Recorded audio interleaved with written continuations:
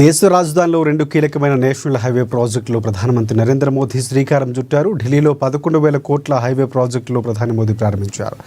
దేశ రాజధానిలో మెరుగైన అనుసంధానం, ప్రయాణ సంబంధించినటువంటి సమయాన్ని తగ్గించడం, ఢిల్లీ పరిసర ప్రాంతాల రద్దీని తగ్గించడం ఈ ప్రాజెక్టుల ముఖ్య ఉద్దేశం.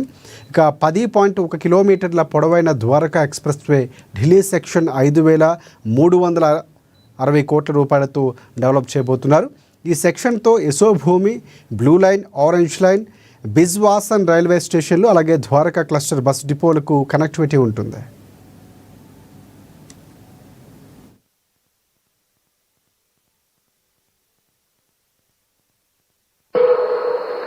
राज्यों को भेज दिया है। मैं आशा करता हूं कि सभी राज्य भारत सरकार के इस इनिशिएटिव को सहयोग करेंगे, जल्द से जल्द इस प्रक्रिया को पूरा करेंगे ताकि ये दिवाली और ज्यादा शानदार बन सके। हमारा प्रयास जीएसटी को और आसान बनाने और टैक्स दरों को रिवाइज करने का है। इसका फायदा हर परिवार को होगा, गरीब और मिडिल क्लास को होगा, छोटे बड़े हर उद्यमी को होगा, हर व्यापारी कारोबारी को होगा। साथियों, भारत की बहुत बड़ी शक्ति हमारी प्राचीन संस्कृति है, हमारी प्राचीन धरोहर है। इस सांस्कृतिक धरोहर का एक जीवन दर्शन है, जीवंत दर्शन भी है। और इसी जीवन दर्शन में हमें चक्रधारी मोहन और चरखाधारी मोहन दोनों का परिचय होता है। हम समय समय पर चक्रधारी मोहन से लेकर चरखाधारी मोहन तक दोनों की अनुभूति करते हैं। चक्रधारी मोहन यानी सुदर्शन चक्रधारी भगवान श्री कृष्ण, जिन्होंने सुदर्शन चक्र के सामर्थ्य की अनुभूति कराई, और चरखाधारी मोहन यानी महात्मा गांधी, जिन्होंने चरखा चलाकर देश को स्वदेशी के सामर्थ्य की अनुभूति कराई। साथियों, भारत को सशक्त बनाने के लिए हमें चक्रधारी मोहन से प्रेरणा लेकर आगे बढ़ना है, और भारत को आत्मनिर्भर बनाने के लिए हमें चरखाधारी मोहन के रास्ते पर चलना है। हमें वोकल फॉर लोकल को अपना जीवन मंत्र बनाना है। साथियों, ये काम हमारे लिए मुश्किल नहीं है। जब भी हमने संकल्प लिया है, तब हमने करके दिखाया है। मैं छोटा सा उदाहरण देता हूं, खादी का। खादी विलुप्त होने के कगार पर पहुंच चुकी थी, कोई पूछने वाला नहीं था। आपने जब मुझे सेवा का मौका दिया, मैंने देश को आह्वान किया, देश ने संकल्प लिया, और इसका नतीजा भी दिखा। 1 दशक में खादी की बिक्री करीब 7 गुना बढ़ गई है। देश के लोगों ने वोकल फॉर लोकल के मंत्र के साथ खादी को अपनाया है।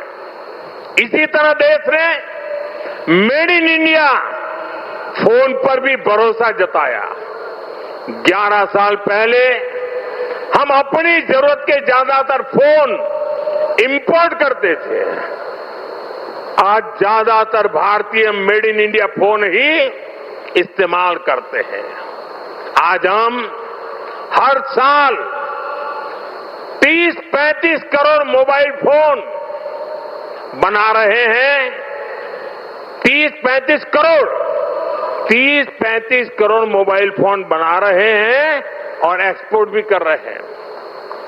साथियों, हमारा मेड इन इंडिया, हमारा यूपीआई आज दुनिया का सबसे बड़ा real time digital payment platform बन चुका है, दुनिया का सबसे बड़ा।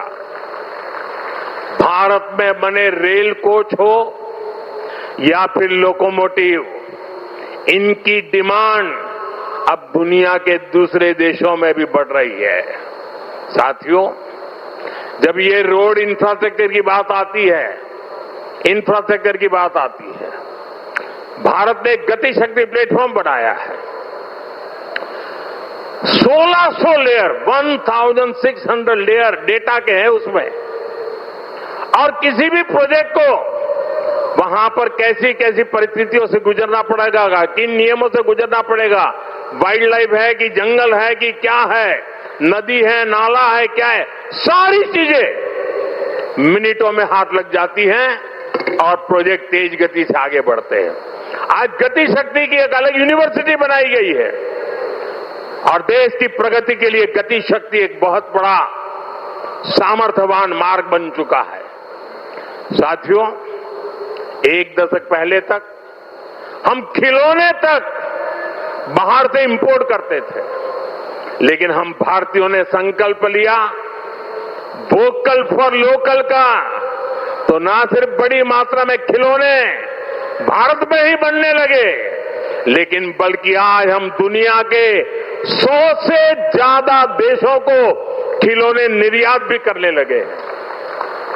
साथियों, इसलिए मैं फिर आप सभी से, सभी देशवासियों से आग्रह करूंगा, भारत में बने सामान पर हम भरोसा करें।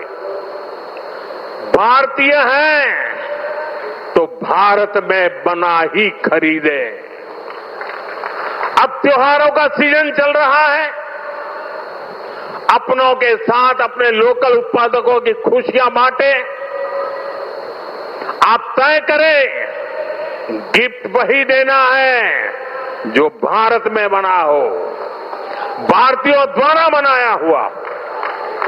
साथियों, मैं आज व्यापारी वर्ग से, दुकानदार बंधुओं से भी एक बात कहना चाहता हूं। होगा कोई समय विदेश में बना सामान आपने इसलिए बेचा हो ताकि शायद आपको लगा हो प्रॉफिट थोड़ा ज्यादा मिल जाता है। अब आपने जो किया सो किया, लेकिन अब आप भी वोकल फॉर लोकल के मंत्र पर मेरा साथ दीजिए। आपके इस एक कदम से